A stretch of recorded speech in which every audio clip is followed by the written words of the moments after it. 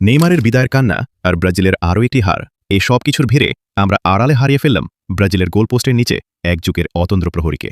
আমরা হয়তো ভুলেই গেছি এটাই ছিল ব্রাজিলের বাজ পাখি অ্যালিসন বেকারের সেলেসাও জার্সিতে শেষ ম্যাচের শেষ মুহূর্ত পর্যন্ত যিনি নিজের সবটুকু উজাড় করে দিয়ে লড়ে গেছেন। এই মানুষটাকে নিয়ে অনেক সমালোচনা হয়েছে, টাই ব্রেকারে পেনাল্টি ঠেকাতে পারেন না বলে কত কথাই না শুনতে হয়েছে, কিন্তু সত্যটা হলো ব্রাজিলের রক্ষণে এই শান্ত স্বভাবের মানুষটা নেইমারের চেয়ে কোনো অংশে কম অবদান রাখেননি।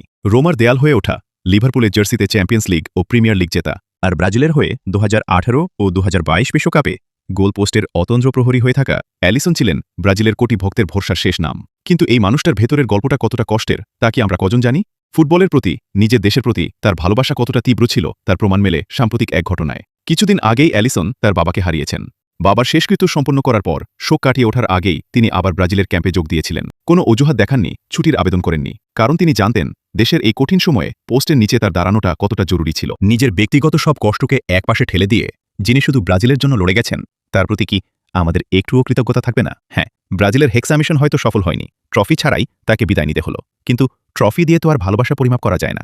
ব্রাজিল ফুটবলের অন্যতম সেরা এই গোলরক্ষক ট্রফি না পেলেও কোটি ফুটবল ভক্তের হৃদয়ে জায়গা করে নিয়েছেন। হারের গ্লানির মাঝে আমরা যেন এই মহানায়কের ত্যাগকে ছোট করে না দেখি। ধন্যবাদ অ্যালিসন বেকার। সেলেসাওদের হয়ে আপনার এই নিভৃত লড়াই ব্রাজিল ভক্তরা আজীবন মনে রাখবে। আপনিও থাকবেন কোটি ফুটবল প্রেমীর হৃদয়ের মণিকোঠায়। আচ্ছা, আপনাদের কি মনে হয় অ্যালিসন বেকার কি ব্রাজিলের ইতিহাসে তার প্রাপ্য সম্মানটা পেয়েছেন, নাকি সমালোচনার ভিড়ে তার অবদান ঢাকা পড়ে গেছে? কমেন্টে আপনার মতামত জানান।